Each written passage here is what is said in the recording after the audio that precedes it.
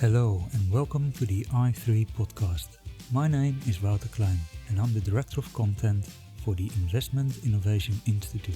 For more information about our educational forums for institutional investors, please visit our website at www.i3-invest.com. There you can also subscribe to our complimentary newsletter i3 Insights, in which we discuss investment strategy and asset allocation questions with asset owners around the world. Now, as you all know, we love our disclaimers in this industry, so here's ours. This recording is for educational purposes only. It does not constitute financial advice. Please enjoy the show.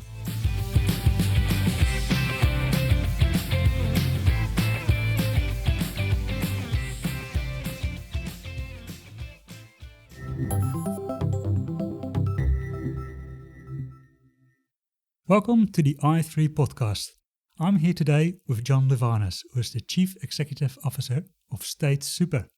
And we'll have a look at State Super's unique setup. It's a closed fund, and that will come with some interesting challenges and also opportunities. So John, welcome to the podcast. Thank you very much for having me. Before we delve into State Super and your role there, you've been there for 13 years, so there's much to talk about. But how did you ever get involved in the superannuation industry? Because I think your background, you didn't start out necessarily in the industry and come from a different way that most people come towards pension funds. Can you tell me a little bit about that? I'll try. So you're right. I didn't come into pension funds the normal classical way. In fact, my background's more in management and engineering for that matter. But actually going back all the way through to when I was doing my MBA, I did that in South Africa, and of course it's an unequal society. And I came across a book that was written by Peter Drucker, who in fact was a management guru. But before he became a management guru, he had written this book called The Unseen Revolution. The basic thesis in that book was that he identified that as pension funds grew in America, the factors of wealth, in other words, shares in companies, would actually increasingly be owned by the workers. And what that would do is it sort of created a distribution of wealth across America, which I thought was fascinating. Yeah, it's quite a controversial idea in the US, I can imagine. It borders on communism. Well, in fact, the interesting thing is the book originally was called The Unseen Revolution, how pension fund socialism came to America. And that actually was not allowed to be sold. So he had to actually change the title, and I think he called it Pension Fund Revolution. But the thesis remained the same, which is as these sort of huge pools of money grow, which come from primarily the working class, they effectively are owning the assets more and more. And we've seen this grow tremendously. I felt that this was going to be very valuable in countries in terms of rebalancing wealth distribution, particularly in countries like South Africa. And after working at Deloitte for a while, I had the opportunity to consult to one of the first pension funds in South Africa, which actually has now become the GEPF, which is the Government Employees Pension Fund, which is the sovereign fund in South Africa. I had the opportunity to consult to them, and subsequently they hired me as their inaugural Chief Investment Officer. So I saw from first hand how bringing these pools of money together would actually start allowing people to actually accumulate wealth that otherwise they wouldn't have had. So when I came to Australia, of course, the superannuation industry here was nascent, and eventually I ended up working in a superannuation fund. And I felt that this was, this is a country where all of the benefits that Drucker had put together were actually going to eventuate, and we're seeing this. We're seeing, the share of wealth in Australia being more equal than would otherwise be the case. We are number one, I think, on a median wealth basis in the world, according to the Credit Suisse analysis of that. So a lot of that has to do with superannuation. Of course, some of it has to do with property. But what that does is it certainly creates a society and a community where there's wealth everywhere. And that wealth in turn owns the factors of production in Australia, which I think is really great. One of the interesting things, though, as well on top of that, and we'll talk about state super shortly, is that irrespective of this sort of common ownership, ultimately, I can assure you there are very strong investment principles all the way through. If things don't stack up, they don't stack up. There are very strong sort of management principles in the companies, because if they don't do things appropriately, they don't get investments. So it works from that perspective as well. It has created a highly sort of highly mobile society from a wealth perspective, but it's also created a society that's very focused on business and capital. Yeah. Yeah, it's funny because I actually had that book on my desk. That's amazing. And the reason why I had it is because it's also one of the favorite books of Keith Almers here, who many of us will know as well. Keith is actually from Rotterdam, from my country, and I can still speak Dutch with him, so that's pretty funny. Je praat taal, hè? Exactly.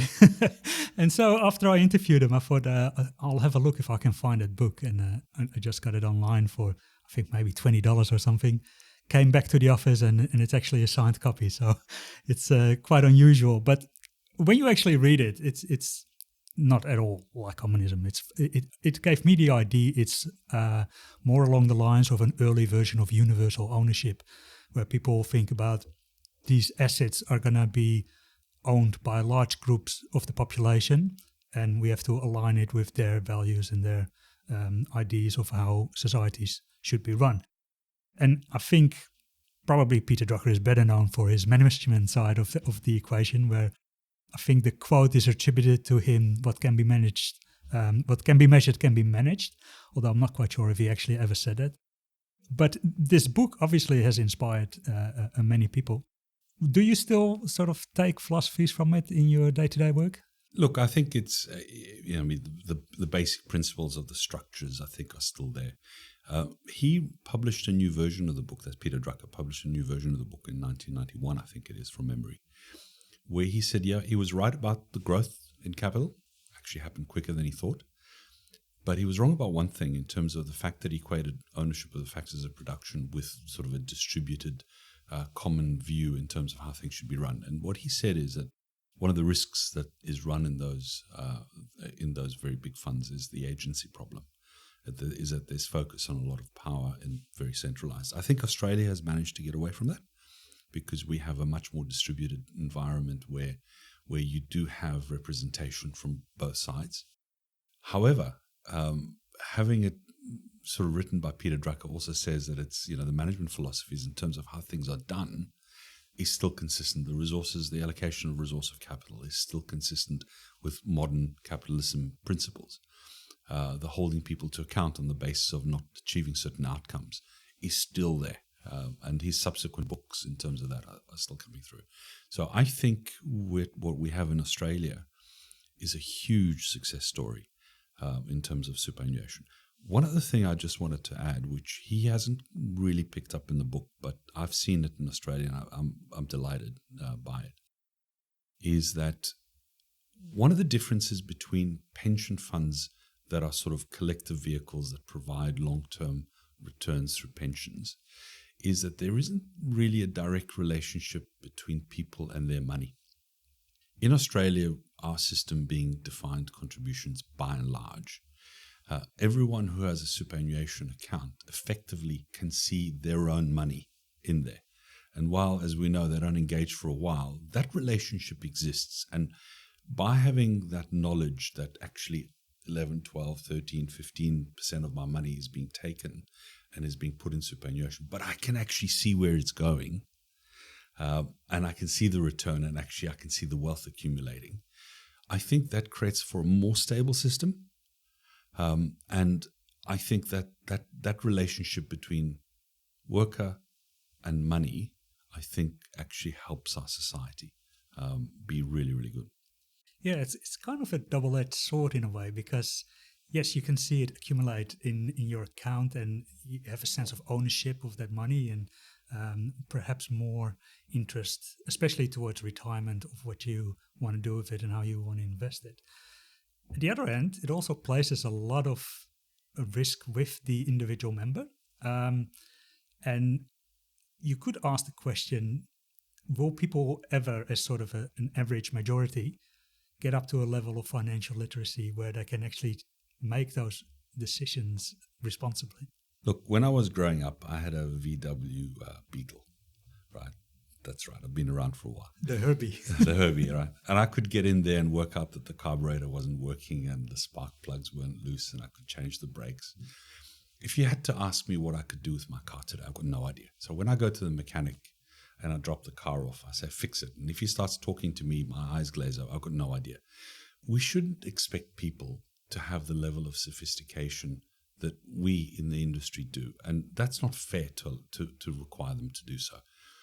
So when we're talking about financial literacy, do you ever really want people to actually understand derivatives in terms of how we manage our downside protection, or how we actually factor in, risk into the portfolio?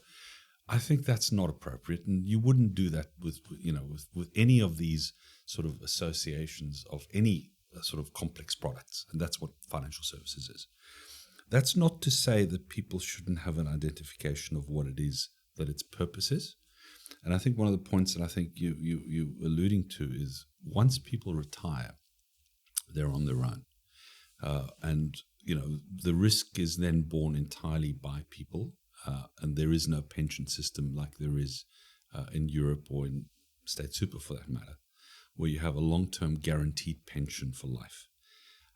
That's a pity, but that's also what the modern world looks like. In the early days when we were doing M&A, you'd spend as much time trying to understand the liabilities of the company you were taking over through the defined benefit scheme as you would understanding the business model. I think it's got a lot easier, and part of that is that you don't want to be in a situation where people's future rests on the value of companies. So I think that horse is bolted.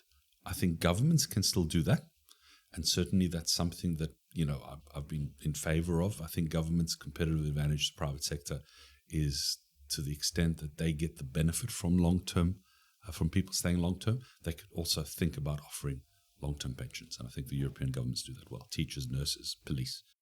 Private sector, probably not so. Private sector, you have other benefits. So, it's horses for courses.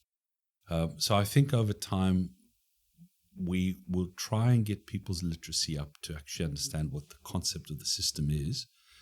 But I think it's really up to us in the industry to construct products and communicate these adequately enough so that people actually understand what it is that they do. Yeah, for sure. And luckily, most people are in a default option and don't look too much at it. So, including myself. Excellent. So you've been with State Super for more than 13 years. And State Super is a bit different than most superannuation funds in Australia. One thing you alluded to already is like it has both defined benefit and defined contribution. But maybe can you quickly sketch what sets State Super apart from other funds? Yeah, look, State Super is one of the oldest funds in Australia. It's probably amongst the older funds in the world. It's about 104 years old. It's been around for a very long time. And really, primarily its focus had been to provide defined benefit solutions to workers in the public sector. Since between 88 and 92, it's now closed. So there are no new members coming in. And of course, the new process for workers for employees in the public sector really is going to be in defined contributions. Having said that, during a lot of its time, if not most of its time, State Super was one of the largest funds in Australia, and certainly, in the top 100 in the world. What that means is that, State Super's capacity and knowledge of investing was really, very, very, very expansive, certainly in the early days. To the extent that State Super was one of the first to actually really start looking at things like infrastructure as an asset class, to start investing directly into properties, to managing its currency. So there were a lot of firsts with State Super because it was so large, but also because I think the board had quite innovative ideas. I've had some amazing chairs on my board, and 2 chairs ago, just as I joined, the chair of State Super was Don Russell, who was an advisor to Paul Keating, who actually set up the superannuation system. Don Russell, as many of your listeners will know, is now the chair of Australian Super. Then I had Michael Carapiet, who was the ex-chair of Macquarie Capital. He was the guy who actually hired me. Oh, really? Yeah, and to help sort of get the fund up. So it's done a lot of firsts. It spun off its private equity portfolio and its real assets portfolio to Deutsche Bank when Deutsche Bank was trying to enter the country, and created Dexus in the process. So Dexus is effectively a spin-out from here. First State Super, which became Aware, was a spin-out from here. About 6 or 7 years ago, I sold off State Plus, which is one of the largest financial planning companies in Australia, which was built by State Super. And more recently, we've done a lot of innovation. We've introduced machine learning, which we've used, I think, to great success in terms of the way we sort of look at the investments. We have a pretty sophisticated derivatives program to manage this. And some of that has had to happen because A, we're very large. B, we are also in a position where the fund is closed, which means you have to manage outflows more than you have inflows. So you have to be really careful in terms of how you set up your risk systems, how you actually manage your downside protection, how you actually manage the path over which members are able to get their money out, and of course manage that against the liabilities as well. So State Super is unusual. It's probably where some of the funds will be in 5 or 10 years' time in sort of decumulation phase, and we've had to make it up as we go along. And I think hopefully successfully. Yeah, for sure. And can you clarify a little bit about the investment structure? Because you have both an internal team with our good friend Charles Wu, but also part is managed by TCorp, the asset manager for the state of New South Wales. Yeah. How does that split work out? So we have for some time now thought that the biggest difference that we can make is actually setting up the investment strategy. And that setting it up at quite a granular level. It's not just saying, look, I want 60% in equities and 40% in bonds. It's about actually understanding the types of risks we're willing to take, the types of policies we're willing to take, and that we think accounts for a large proportion of the investment return that we generate. And then TCorp or our own investment team will actually implement that. And they've been pretty successful over time, and we're delighted with that. But ultimately, the fiduciary duty and the obligation stays with us. And the board investment committee and the board is chartered with actually making sure that happens. So the fund is closed, and I think you also have a lot of members that each year transition to retirement, which leads to quite significant outflows. How do you deal with that from an investment perspective? Does that mean you can't hold any liquid assets? So what you've got to do is anticipate. Fortunately, being of a size, you can actually anticipate movements, I wouldn't say reasonably accurately, but I would say accurately enough for us to manage the portfolio, understanding that. Remember, it's not just the outflows that are going to affect it, but it's also what the investment markets are doing. So, during times like COVID, it was less about the investment markets and more about how the fluctuations in the investments were actually taking place. And I'll talk about that shortly. So we've understood that that's a problem. Or at least that's something to resolve, and we are very careful in terms of how we constitute the investment strategy, what are the parameters that we look at, and what are policy guidelines, and how we actually operate specifically. If you wish, I can talk a little bit about what happened during COVID. Yes, go for it. So we've had again, I've been around to remember 2008. I've been around to remember sort of 1992. So we've had some experience, and I've got a pretty experienced team. So we don't anticipate any crash. But what we know is that these things do happen from time to time. So we need to set up the parameters that if they do, the fund remains whole. So we have a fairly extensive downside protection program, which actually sort of manages risk. Where we want to get to is we want to have asymmetric risk outcomes. So we get upside, but we don't get as much downside. Interestingly enough, I was interviewed in about 2017, 2016, where we had just gone through a year where we made money on the upside as well as made money on the downside. So we were effectively called the biggest hedge fund in Australia. Wasn't intentional, but certainly we don't want the downside to take place. Now, the moment you have a derivative strategy, you've got a massive drag on your performance. So what you then need to do is you need to think about how you're going to take risks in different ways so that you can actually recover that. So our downside protection program has to pay for itself. So we need to allow ourselves risks in the portfolio to actually allow us to pay for that, and that's what we've done.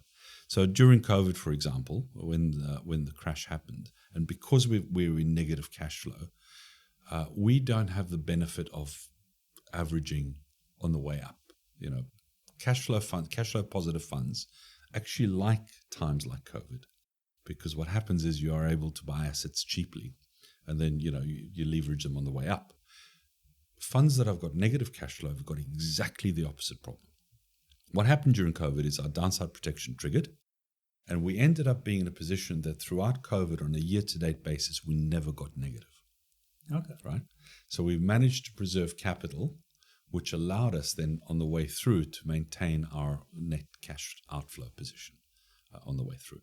So the way we do that is not to anticipate, but to think about how these factors would take place. So that's how we manage the sort of the cash outflows. And I think we spoke in July 2020, just after that big crash in the markets. And you were then explaining about the overlay, the option strategy to protect against the downside. But I also remember that you then said, but once that has happened, it's harder to build up the defensive position again, because now options are suddenly expensive. How did you deal with that? And how, if you look back on that, what are sort of the lessons learned from that period? So volatility spiked. We actually monetized a lot of our options during that time. But, the interesting thing is that volatility came back down again. So I didn't think that was going to be the case. I thought they would have volatility hang around for a hell of a lot longer than it did, but it didn't. So we were actually more able to pick at it to rebuild the protection than otherwise I thought we would.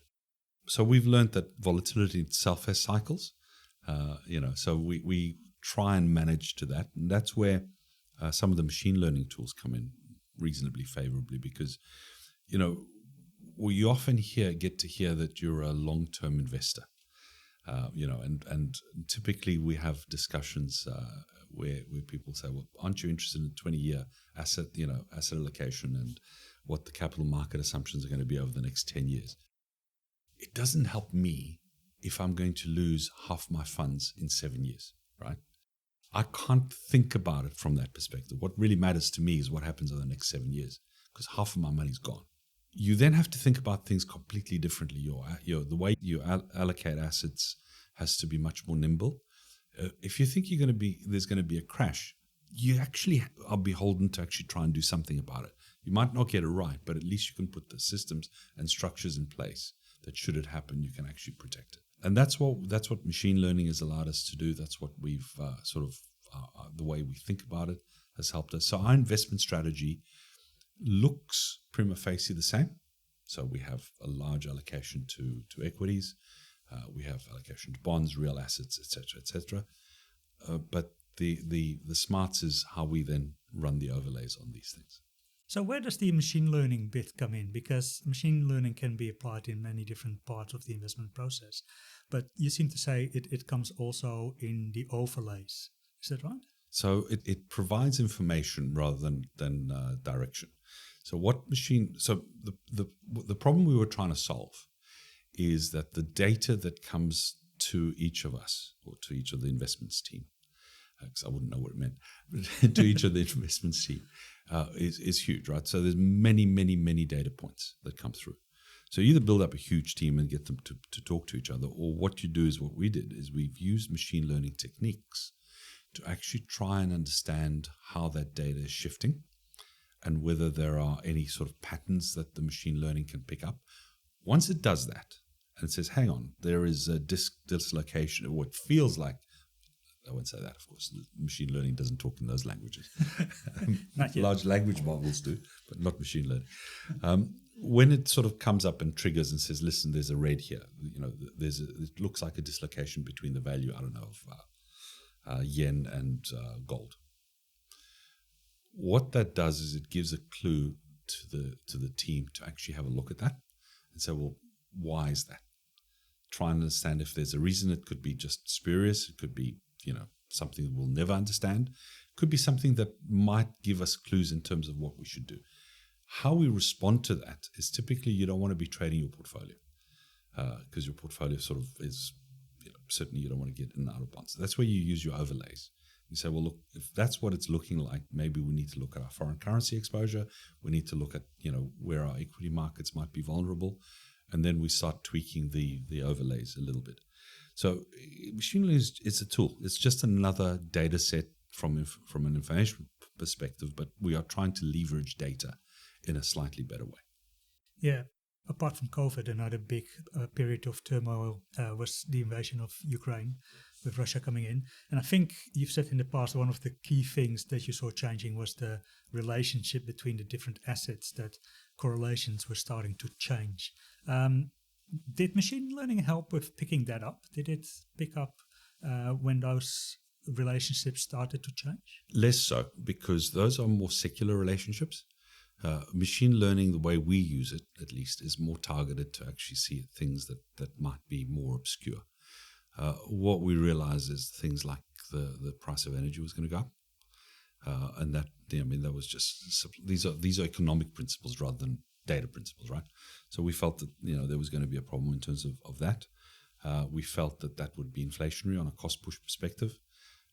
There was a discussion about whether it was going to take a long time or a short time, whether the interest rates were going to go up or not. So that's what I meant by breakdown. So we had lived in an environment where cheaper and cheaper energy was giving you better and better outcomes with lower and lower inflation, and everyone's hunky-dory. We've gone through COVID. The supply chains have been dislocated. You then have this huge impact in terms of the energy markets, and then, of course, the inflationary effect of supply shortages subsequently, which were exacerbated by what was going on with Ukraine. So that's where things break down.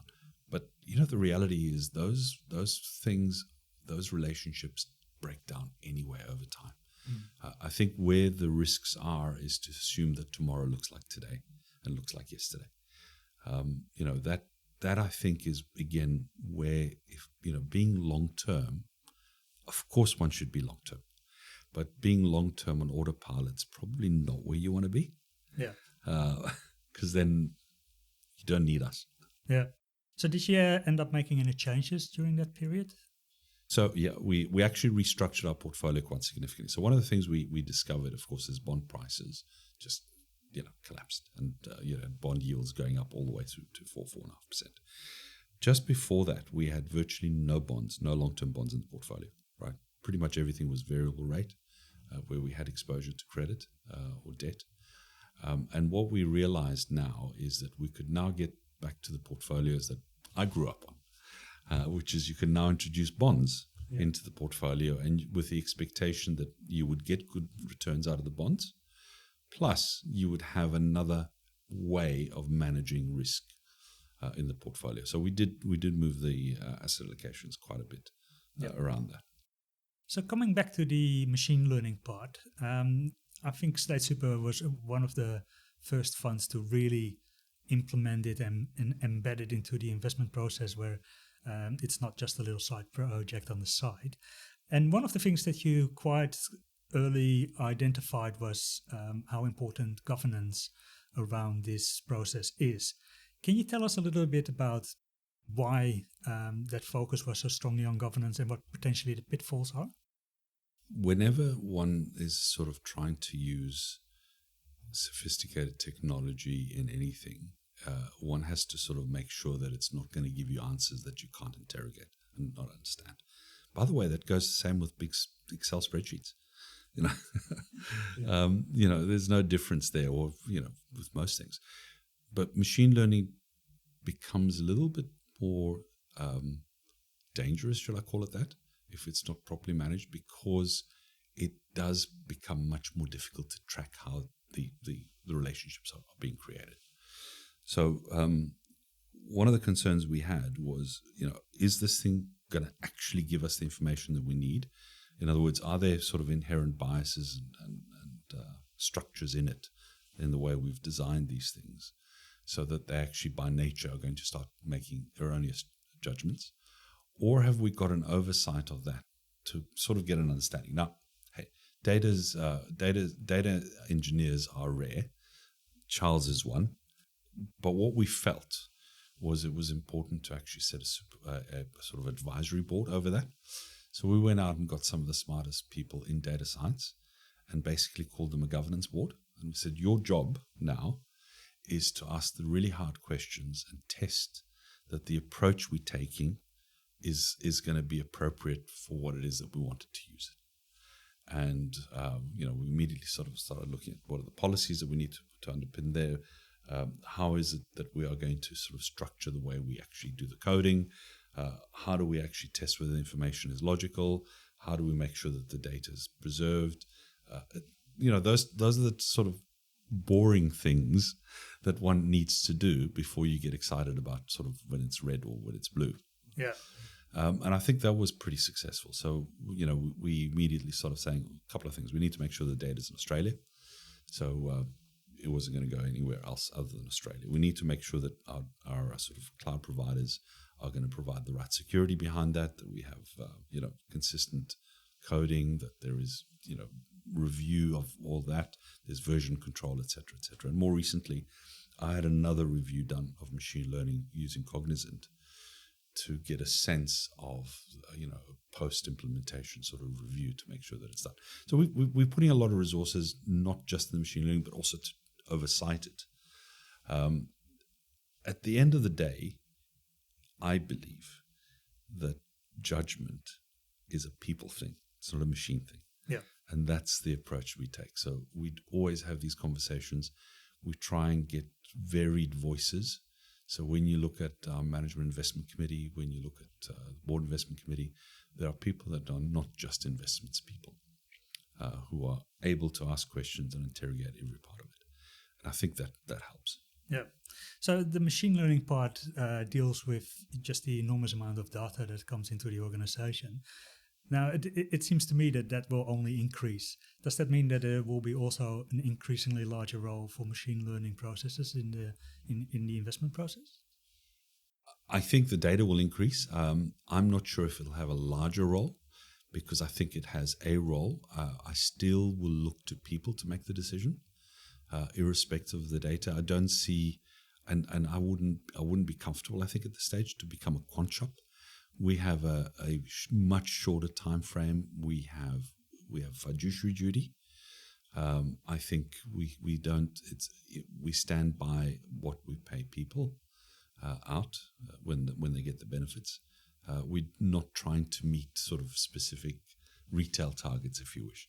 So I think what the approach we're going to take is we're going to use all the skills and all the tools we can, but we'll still apply judgment. Yeah. So you just mentioned as well, machine learning is not a large language model. Do you see any role though for large language models on the investment side? I mean, not as a ChatGPT chat box on the website, but within the investment process. So here's the issue with large language models, and I mean, I'm going to characterize all of these things as slightly different, and each of the stuff that we do is going to be slightly different. A large language model is exactly that. It's this enormous matrix that sort of looks at language and looks at how language works. It's not a logic model. It's actually not built on logic. So if you look at it from that way, its real skills and strength are its ability to actually interpret language in other forms and replay it in different ways. And there's a bit of creativity in that because there's some errors built into the system on purpose, but it isn't a logic model. It will sort of recreate things based on language. So I think it operates slightly differently. I don't know to what extent it is able to intuit human behavior.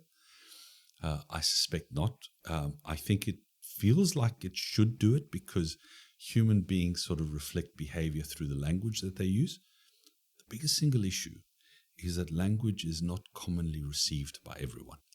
So I think it would be scary to think that you could use language interpretation as the way of interpreting behavior universally. You can do it. I can't even do it in my own house when you've got three people talking, right? So I think it's the wrong application for large language models, in my view, certainly with the current way that they do. I think they've got a tremendous place. I think their place is certainly in education in terms of translation of information from a language perspective. I think where large language models can help is interpret the way the conversations are taking place on the internet.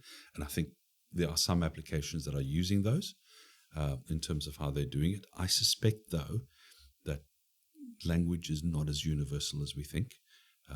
We travel to the United States, or I try and sometimes do crosswords that are based in the United States, and sometimes I find that I'm actually thinking of something completely different because the idioms are different.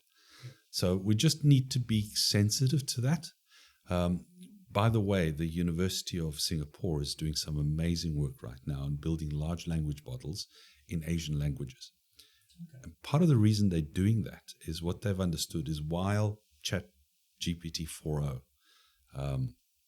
is actually pretty good at translating things into other languages, because it's not natively learned those languages, it doesn't have the capacity that a native learned language has in terms of interpreting idiom the same way it would. So that's another reason why I think large language models have their place. I think they will develop more and more. I think they will be an adjunct to other models. The other thing, a large language model is not spatially aware, right? So you're not going to let it drive your car, right? No, that's for sure. Yeah, that's an interesting one because grammar and syntax in Asian languages is very different. And I was actually playing around the other day a little bit with a ChatGPT, and you got the playground, the OpenAI playground. And I gave it a Chinese text from the 1600s. And I cheated a bit because I already knew what the translation was, but I just wanted to see whether I could translate it. And initially it was a bit strange what it came back with. But then I asked it, can you interpret these particular sentences in another way? And then it gave me the right translation. So you sometimes also need to work a little bit, I think, with the system to make sure it gives you the right answers or good enough answers. But in this case, I already knew what the right answer was, so you don't know if you would actually arrive there if you didn't. So it's a complex thing, but it's something that is very fascinating. So to look at a bit of a different topic, a lot of super funds in Australia are subjected to the Your Future, Your Super regulations. State Super is not APRA regulated. Do you think that gives you an advantage? While we're not APRA regulated, we do as best as we can subscribe certainly to the policies of APRA. We do look at Your Future, Your Super. But you're right. Because we're a negative cash flow fund with a particular sort of dimension of how we do that, it's not readily comparable. So if we were to be subjected to that, I think I would be going to APRA and say, look, there are a different set of things that we are going to have to perform against. So I'm grateful that we don't have to do that. But certainly there's a whole suite of knowledge that APRA has that we take on board. But the Your Super, Your Future is something that we reference, we look at it, and I'm glad to say we've been doing really well against that. But it's not something that we have taken into ourselves. Yeah. One of the reasons I asked that is because it does seem that the way the test is structured, I mean, I always thought when I looked at it, it has the idea of a reference portfolio type of idea. But one of sort of the things that you start to see happening today is that there's a little bit of a move towards more passive, more of a core of passive because it's low tracking error, and then try to do sort of more high conviction things around it. So arguably that could leave some opportunities in active management that are no longer used. Do you pick up those mandates? So I guess let me answer two questions there. One is, yes, you're right. And that sort of creates herding for a lot of the super funds, which the Reserve Bank picked up yesterday as a worry. And certainly has been something that I'm worrying about a lot because it sort of distorts the capital allocation in a particular way. Also, if you have everyone going into index, it's really hard to be active manager because even if you are, you're going to get swamped by the weight of money that goes into index. So I think, so effectively what happens, you get a binary outcome. It goes into index, and then the company fails altogether. And then, the active manager is seen as being correct. So it actually flies against sort of price discovery as much as it should. And I think that becomes something to consider. From our perspective, active managers tend to take a bit of time to get to be right. You can be right about something, but what you're really solving for is whether everyone else also thinks you're right. And that takes a bit of time. This is the game theory of this whole thing. Our challenge is that if I'm going to lose half the money in 7 years, how long do I have before an active manager performs in order for me to make up the difference in what I pay the active manager? Because if an active manager comes to me and says, you know what, I'm going to guarantee you that I'm going to do 100 basis points outperformance over a 10-year cycle, I'm going to say, thank you very much, but I can't use you because, I'm going to have to give back half the money in 5 years' time. So it's not to say we don't use it, because the other half hasn't left. So I've got a longer time horizon, but we're quite thoughtful in terms of how we layer our active managers into our portfolio. Yeah. So with that outflow, if we do a little bit of crystal ball gazing, I think I saw some numbers somewhere that the last member will leave by about 2080. So that's still a long time away, right? But is there a point where, there is not enough scale for the fund to justify its existence? Is there sort of a point before this 2080 where you say this is actually not manageable as a fund anymore? I think the short answer is no, because anyone you can manage whatever money you have to manage. We will manage our own portfolios. My portfolio is quite small in comparison to most, right? And you can manage that. I think the response really should be on the basis of we will have to tailor how we manage it over the next sort of 20, 30, 40 years, the next 5 years even, right? So we, part of my active sort of thinking is to try and understand the phases of management that we're in at the moment. And broadly, we sort of see 3 phases in the defined benefit portfolio, which actually is quite interesting, because what it does is it actually impacts how you invest and what type of risks you take. So if I think about the defined contributions portfolio, which is really a fairly sharp rundown and runoff, you really have to manage with being really careful about the downside, because you don't want a member who leaves on Tuesday to be much worse off than the member who leaves on Thursday. Right. You really need to be very careful in terms of how you manage the downside. In terms of the defined benefit fund, one of the curious things about defined benefit funds, particularly if they're not fully funded, but even if they are, but ours is not fully funded, is that it's not just you that is managing the money. You also have a counterparty, and the sponsor is actually making contributions into the fund. If the fund is reducing, what you're finding is that the investment returns over time become a smaller factor in comparison to the contributions that are coming in. Early on, they're a larger factor. Later on, they're a smaller factor. Then they become a large factor again. In our case, we see 3 major phases. So right now, we probably balanced in terms of the contributions we receive plus the investment returns we're likely to have. So over the next sort of 10 years, our contributions that we will receive in will be higher than the investment returns we are able to generate, but not magnitudes higher. So we're still thoughtful about our portfolio. What that means is, as we get to the end of the next 10, 15 years, what you find is that the more risk you take from an investment perspective doesn't translate into portfolio investment risk, because you're getting all these risk-free assets coming in. So now you can take a hell of a lot more risk without actually worrying about it. At the stage when the fund is fully funded and you have no further contributions, what you now in a situation is now the risks are a lot higher because you are relying on investment returns, right? And towards the end, you're in a situation where the outflows are much bigger than anything else.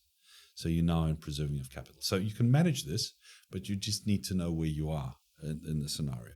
Yeah, so they're all very different stages of the cycle. Yeah. Well, John, thank you very much for coming to our studio. It was great talking to you, and thanks for your time. Absolute pleasure, and I'm delighted that you've managed to pick up that book. That's fantastic. I see you've got the original, The Unseen Revolution. We've got the original, the uncensored one. Thank you very much, Jan. All the best. Take care. Thank you for listening to the i3 podcast. For more information, please visit www.i3-invest.com. Thank you very much.